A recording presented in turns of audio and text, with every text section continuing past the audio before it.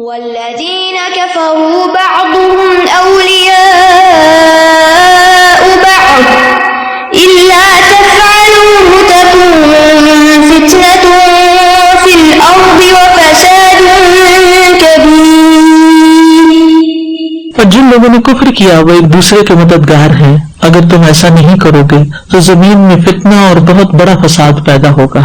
اہل ایمان کے بعد اب اہل کفر کا ذکر ہے، یعنی جب اللہ تعالیٰ نے اہل ایمان کے درمیان موالات کا رشتہ قائم کر دیا تو اس نے آگاہ فرمایا کہ چونکہ کفار کو ان کے کفر میں اکٹھا کیا ہے اس لیے وہ ایک دوسرے کے مددگار ہیں، اور ان جیسے کفار کے سوا ان کا کوئی ولی اور دوست نہیں. والذین کفروا بعضهم اولیاء بعض، یعنی کفار کے دوست ہیں اور اس بات کا رجحان رکھتے ہیں کہ ایک دوسرے کو مسلمانوں کے خلاف تیزی سے بھڑکائیں، ان میں آپس میں بہت شدید عداوت ہی ہو، کیونکہ وہ ایک گروہ کے لوگ ہیں اور تم ایک گروہ کے لوگ ہیں، تو جو ان کو دوست بنائے گا وہ انہی میں سے ہوگا. الا تفعلوه تکن فتنة فی الارض وفساد کبیر. تو اللہ متقین کا دوست ہے، اگر تم نہیں کرو گے اس کو، کس کو؟ حمایت کو، حمایت اور مدد نہیں کرو گے تو پھر کیا ہوگا؟ تکن فتنة فی الارض، زمین میں بہت بڑا فتنہ اور فساد ہوگا. وفساد کبیر، یعنی اے مومنوں اگر تم اس پر عمل نہیں کرو گے جو میں نے تمہیں ایک دوسرے کی مدد کرنے کا اور تمہارے دشمنوں کی موالات کو چھوڑنے کا حکم دیا ہے تو زمین میں لوگوں کے درمیان بہت بڑا فتنہ پیدا ہو جائے گا. دین و دنیا میں ایک طویل و عریض فساد برپا ہو جائے گا، لوگ تنہا رہ جائیں گے. اب دیکھیں بعض اوقات لوگ مسلمان ہوتے ہیں، ان کو کوئی ان کو سپورٹ کرنے والا نہیں ہوتا، ان کے خاندان والے بھی ان کو باہر نکال دیتے ہیں، اور جو مسلم ہیں وہ ان کو شک کی نگاہ سے ہی دیکھتے رہتے ہیں، اللہ معاف کرے، کہ پتہ نہیں یہ کیوں مسلمان ہوا ہے، اس کو کیا چاہیے، تو آگے نہیں بڑھتے. تو اس آیت سے کیا پتہ چلتا ہے کہ مسلمان جو ہیں وہ آپس میں ایک دوسرے کے مددگار ہوں، جس طرح تمہارے دشمن ایک دوسرے کے مددگار ہیں. ٹھیک ہے. اور پھر یہ کہ اگر ایمان والوں کو چھوڑ کر تم اپنے دشمنوں سے موالات اور دوستی کرو گے تو اس کا نقصان کیا ہوگا؟ گھر کا بیٹی لنکا ڈائے. سورۃ توبہ میں آتا ہے والمؤمنون والمؤمنات بعضهم اولیاء بعض، مومن مرد عورتیں ان میں سے بعض کے مددگار ہیں. یأمرون بالمعروف وینہون عن المنکر، نیکی کا حکم دیتے اور برائی سے منع کرتے ہیں.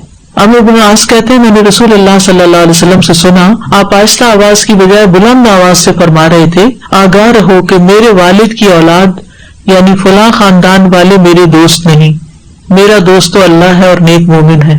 یعنی خون کے رشتے تھے کہ وہ دور ہیں، ایمان والے قریب آ گئے ہیں. نبی صلی اللہ علیہ وسلم نے فرمایا مومن آدمی کے علاوہ کسی کی صحبت اختیار نہ کرو. یعنی ضرورت کے تحت انٹریکشن ہو سکتا ہے لیکن گہری دوستی تم پر اثرات چھوڑے گی. اور تمہارا کھانا سوائے متقی کے کوئی نہ کھائے. کیوں؟ یہ کیوں کہا گیا؟ اس لیے کہ تقوی والے اگر کھانا کھائیں گے تمہارا تو وہ جو کھائیں گے ان کے جسم کی طاقت بنے گی، پھر کیا ہوگا؟ جو کوئی عبادت کریں گے، کوئی کام کریں گے، اس میں تمہارا شیئر بن جائے گا.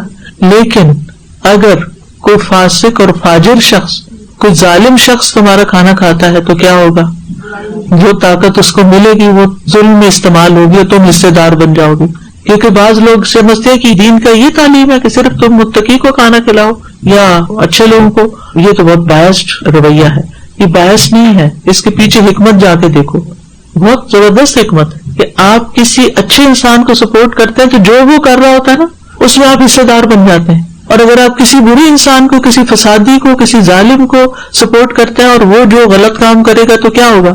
آپ حصے دار ہیں کیونکہ آپ نے اس کو انکریج کیا، آپ نے رستہ دکھایا. ٹھیک ہے.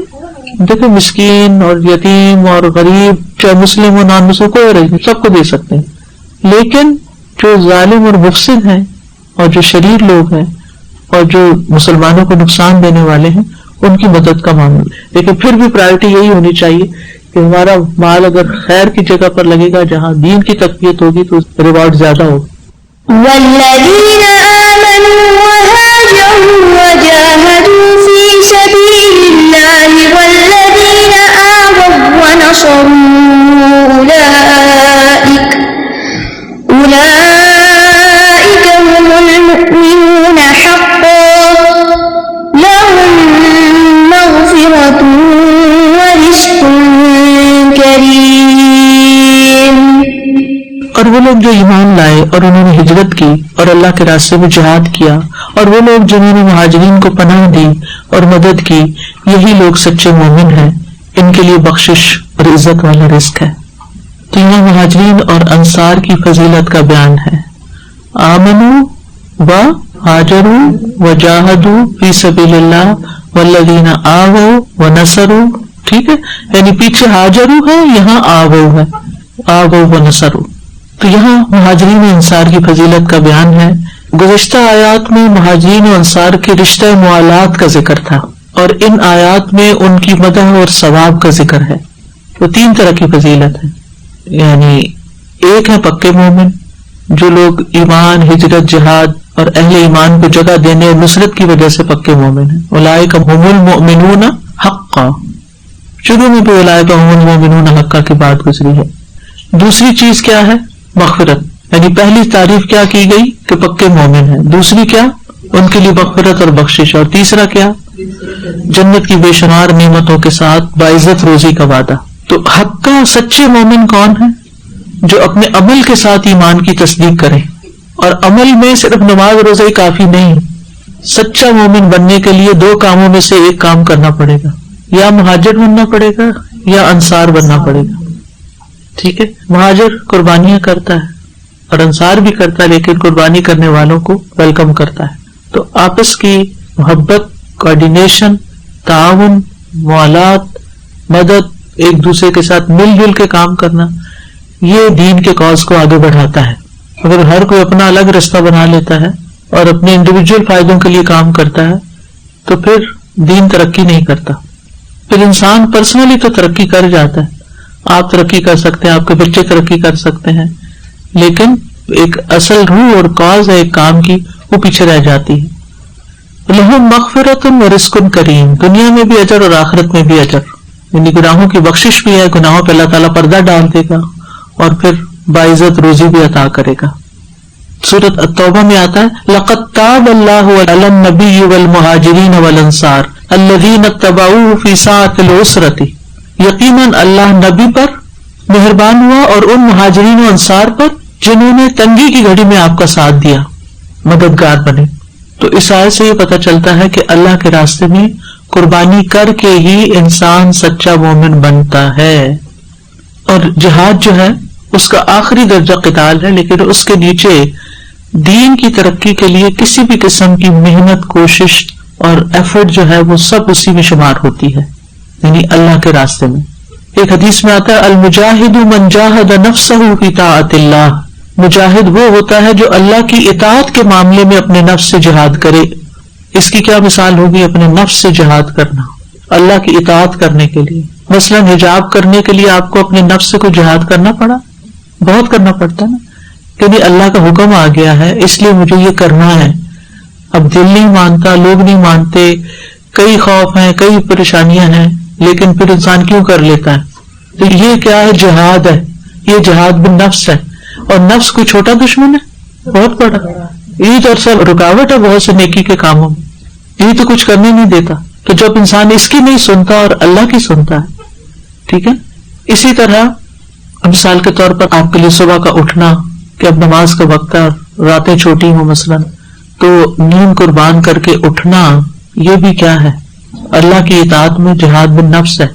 پھر اسی طرح شیطان انسان کے لیے برے کام، ایک ہے نیکی کے کاموں کی طرف جانے کے لیے جہاد، اور ایک ہے برے کاموں کو جو خوشنما بنا دیتا ہے ان کو چھوڑنا، وہ بھی بڑا جہاد ہے۔ کوئی مثال؟ شیطان کی تزیین کن چیزوں میں ہوتی ہے؟ میوزک سننا مثلا، اور فضول قسم کے کام، بیک بائٹنگ۔ سب سے بڑی آزمائش تو شادی کے وقت آتی ہے کہ شادی کے جو فنکشنز ہیں ان کو جس طریقے سے جان مال اور ہر چیز لگا دی جاتی ہے اس میں، صرف اس لیے کہ لوگوں کے اندر ہماری دھاک بیٹھ جائے کہ ہم کوئی چیز ہیں، اور لوگ اسی ڈر سے نہیں چھوڑتے ان رسموں کو کہ بہت سی باتیں سننی پڑیں گی۔ لیکن ایک دن قرآن خوانی کرتے، ٹھیک ہے، اور اگلے دن قرآن کے سارے احکامات کو اگلے دن ایگزیکٹلی وہی کر رہے تھے جن چیزوں سے قرآن نے روکا ہوتا۔ لیکن نقلی روزہ رکھنا بھی بہت بڑا جہاد ہے، یہ بھی واقعی بہت بڑا جہاد ہے۔ طیب کھانا اور جنک فوڈ کو چھوڑنا، یہ بھی بہت بڑا جہاد ہے۔ علم کے لیے نکلنا، اور علم کے راستے میں والنٹیئر کرنا یہ بھی بہت بڑا جہاد ہے. سب روک رہے ہیں واقعی, ہر کوئی روکتا ہے. کوئی یہ کہہ کے کہ مشکل ہے کورس, کوئی کہتا ہے کہ کیا کرو گی, کس کے بعد تمہاری کیا کمائی ہوگی, یعنی طرح طرح کی باتیں سناتے ہیں نا جس سے ہمت ٹوٹ جائے. علم کے آ جانے کے بعد اپنے کلچر اور ٹریڈیشن جو چلی آ رہی روایتوں کو چھوڑنا, بدعتوں کو چھوڑنا, کلچر اور ٹریڈیشنز کو چھوڑ کے قرآن و سنت کو لینا, یہ بھی ایک بڑا جہاد ہے. اور پھر یہ کہ بعض اوقات ہم پڑھ تو لیتے ہیں, پڑھنے کے بعد اگر یہ تقاضا کیا جائے کہ چلو آگے نکل کے کسی اور کو بھی کچھ سکھاتے ہیں تو پھر ہمارے پاس ٹائم ختم ہو جاتا ہے, کمفرٹ زون سے نہیں نکل پاتے. ابو سعید خدری کہتے ہیں کہ نبی صلی اللہ علیہ وسلم کے پاس ایک شخص آیا, اس نے سوال کیا لوگوں میں سے افضل کون ہے؟ آپ نے فرمایا وہ شخص جو اپنے مال اور اپنے نفس کے ساتھ اللہ کے راستے میں جہاد کرے. اپنے مال اور نفس کے ساتھ, کیونکہ بعض اوقات ہم مال دے دیتے ہیں, یہ لو ڈونیشن کر لو جو کرنا ہے, ٹائم مانگتے نہیں, ٹائم کوئی نہیں ہے. اور کچھ لوگ اس کے برعکس کہتے ہیں کہ چلے ٹھیک ہے والنٹیئر کر رہے ہیں نا, ہم خود آ رہے ہیں, ہمارے ٹائم کی قیمت نہیں ہے تو سب سے ڈونیشن کٹھی کر لیں, خود نہیں دے رہے. تو ظاہر ہے جس نے ایک کام کیا اس کا ایک گنا اجر, جو دوسرا کرے گا اس کو دوسرا, جو دونوں کو کمبائن کرے گا اس کو دوہرا اجر. والذین آمنوا من بعد وهاجروا وجاهدوا معكم فأولئك منكم وأولو الأرحام بعضهم أولى ببعض في كتاب الله إن الله بكل شيء عليم. اس بچے کو بھی دعا دے دیا کریں جو کب سے آپ کی اتنی خدمت پیچھے رہ کے کر رہا ہے, ہمیشہ دیتے ہیں الحمدللہ. اللہ اس کو متقین کا امام بنائے. حذیفہ جی. اور وہ جو اس کے بعد ایمان لائے اور ہجرت کی اور تمہارے ساتھ مل کر جہاد کیا تو یہی لوگ تم میں سے ہیں, اور اللہ کی کتاب میں رشتہ دار ایک دوسرے کے زیادہ حقدار ہیں. بے شک اللہ ہر چیز کو خوب جاننے والا ہے. اب یہاں کس کی بات ہو رہی ہے؟ بدر اور حدیبیہ کے بعد ہجرت کرنے والے, یعنی اس آیت میں ان مسلمانوں کا ذکر ہے جنہوں نے بدر اور حدیبیہ کے بعد ہجرت کی. والذین آمنوا من بعد, بعد میں.